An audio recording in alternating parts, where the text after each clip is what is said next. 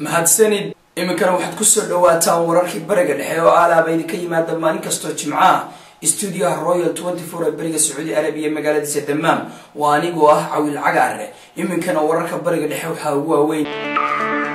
weli waxaa sii socda mushkiladaha siyaasadeed ee ka taagan dalka Masar ciidamada ammaanka dalka Masar ayaa sheegay inay nadiifiyeen oo ay kala eriyeen dibadbaxayaal ku gadoonsanaa masjidka Al-Faataxo oo ku yaala magaalada Qaahira halka oo ay muddo isaga soo horjeedeen dadka mudaharaadaya oo ah taageerayaasha Maxamed Mursi iyo ciidamada dhinaca kale kumanaan taageerayaasha Maxamed Mursi ayaa xalay socod ku soo maray jidadka magaalada Qaahira Al-Iskandariya iyo magaalooyin kale oo ku yaala dalka Masar si ay ugu gacan sareeyaan bandowga xilliga habeenkii oo ah ay soo rogeen ciidamada militarigu boqolaal qof ayaa ku dhintay kumanaan kalena way ku dhaawacmeen rabshado ilaa iyo Arbacadii ka socday dalka Masar dawladda Masar ayaa ku hanjabtay inay dalkaasi ka mamnuucayso ururka Ikhwaan Muslimiinka sarkaal sare oo ka tirsan booliiska Masar iyo qof rayid ah oo ku halka 7 kalena ay ku dhaawacmeen qarxayo la xiriira oo maanta ka dhacay aafaafka hore ee jaamacadda ku taal magaalada Qaahira ee caasimadda Masar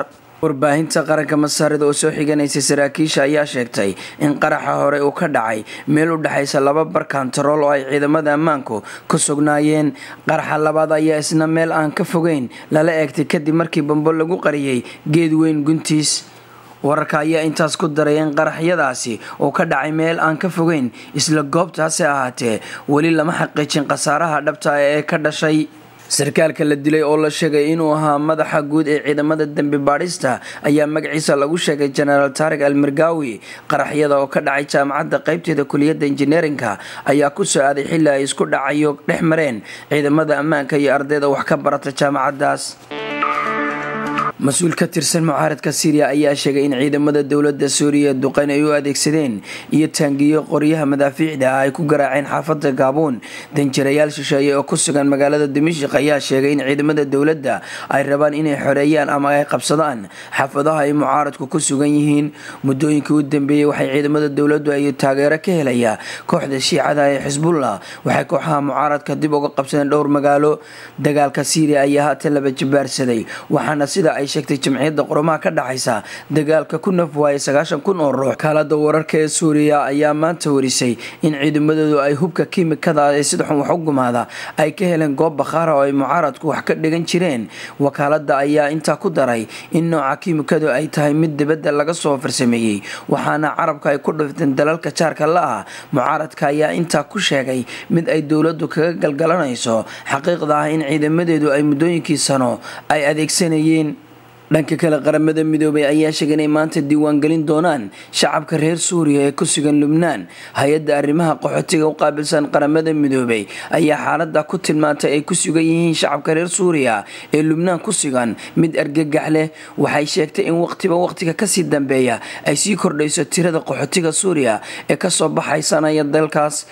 madaxa UNHCR Anteno ayaa sheegay in Lubnaan ay dhibaato ku soo gaartay in ka badan 2 milyan iyo bar ruux oo u dhashay dalka Syria ayaa qaxooti ku ah Turkiga, Jordan, Iraq iyo meelo kale balse Lubnaan ayaa martigelisay qaxootiga ugu badan madaxweynaha maamulka Falastiin Maxamuud Cabbaas ayaa saxiixay go'aan in muddo hor yaalay kaas oo ah in Falastiin aqoonsi caalami ah ay ka codsadaan golaha loo dhan yahay ee qaramada midoobay go'aankan ayuu maamulka Falastiin qaatay kadib markii Israa'iil ay diiday inay sii daayaan maxaabiista reer Falastiin oo horey loogu heshiiyay in maalinimadii Sabtidii la sii daayo Israa'iil ayaa ka baxday heshiiskii horudhaca oo ahaa in sanadkii hore labada dhinac ay ku gaadheen magaalada Washington Mareykanka ayaa ku guuleysan waayay inuu Israa'iil ku cadaadiyo sii deynta maxaabiista iyadoo maamulka Falastiin oo waqtigii uu qabtay Mareykanka iyo Israa'iil inuu ku ekaa habeennimadii Khamiista ay soo galeysay xukuumadda Israa'iil ayaa iyadu hadda ka baxday qodobo badan oo horudhac u ahaa furitaanka wada hadalka labada dhinac qodobadaasi oo ay ka mid ahaayeen sii deynta 26 maxaabiis oo ay ku jiraan kuwa Israa'iil ku eedeysay argagixisnimo xubno kamid ah xukuumadda Israa'iil ee Benjamin Netanyahu ayaa sheegay in ay xilka iska casili doonaan haddii dawladda Israa'iil ay sii deyso maxaabiistaas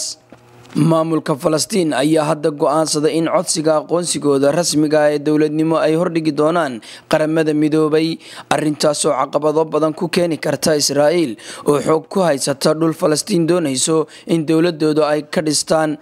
Mareykanka ayaa horay u sheegay in xilligan Falastiiniyiintu aysan arintan qaramada midoobay u gudbin balse mar kale heshiis la dhex dhigo Falastiin iyo Israa'iil. maleeshiyaad ka taageersan ururka Al-Qaacida ee dalka Ciraaq ayaa la wareegay gacan ku haynta magaalada uu qalalaasuhu muddaba ka taagnaa ee Fallujah. maleeshiyaadkan oo ku labisan direys madow ayaa calankooda ka taagay dhismayaasha magaalada waxaanay ku dhawaaqeen maamul islaami ah oo madax bannaan. goobjoogayaal ayaa sheegay in maleeshiyaadka Sunniyiinta ay jareen korontadii magaalada isla markaana ay ku amreen dadweynaha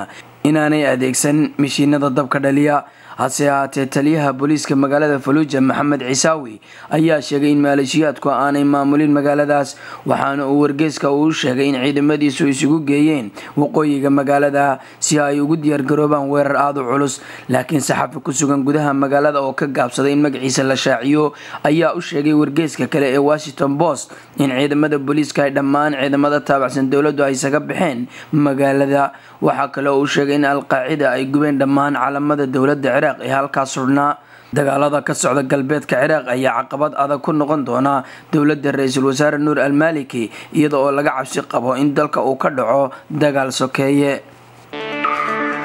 jaamacadda carabta oo hay'adaha caalamka ka codsaday inay ka jawaabaan baahida bani'aadamnimo ee ka taagan gobolada koonfurta iyo bartamaha Soomaaliya. xogayaha guud ee ururka jaamacadda carabta Nabil al-Arabi ayaa u sheegay wakaaladaha gargaarka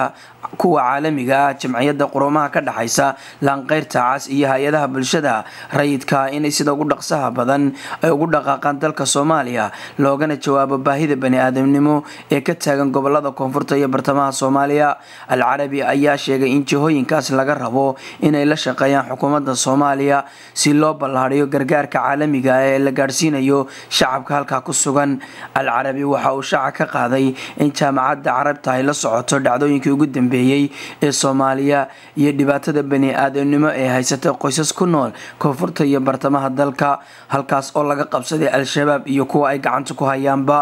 deegaanada uu sheegay xogayaha guud ee ururka jaamacadda carabta Nabil al-Arabi ayaa waxa ay yihiin deegaanadii ay saameynta ku yeelatay dagaalada u dhaxeeya ciidamada isgarabsanaya iyo kuwa dhaqdhaqaaqa al-shabaab.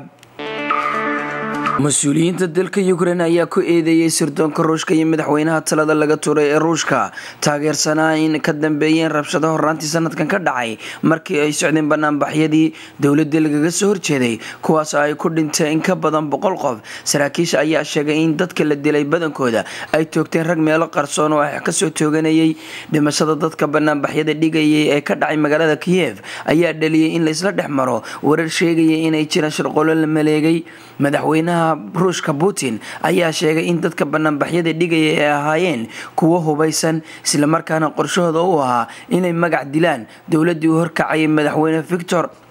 sihayaha jagada wasiirka arrimaha gudaha ee Ukraine Arsin ayaa booliiska gaarka ah ee wasaaradda arrimaha gudaha ku xiriiriyay inay iyagoo fulinayay amarka Master Young ay dileen 17 ka mid ah dadkii banaanbaxyada dhigayay. madaxa nabad sugidda Ukraine Falanfe ayaa sheegay in cadeymo la hayo ay muujinayaan in sirdoonka Ruushku ay ku lug lahaayeen qorshaha iyo fulinta howlgalladii booliiska ee bishii February.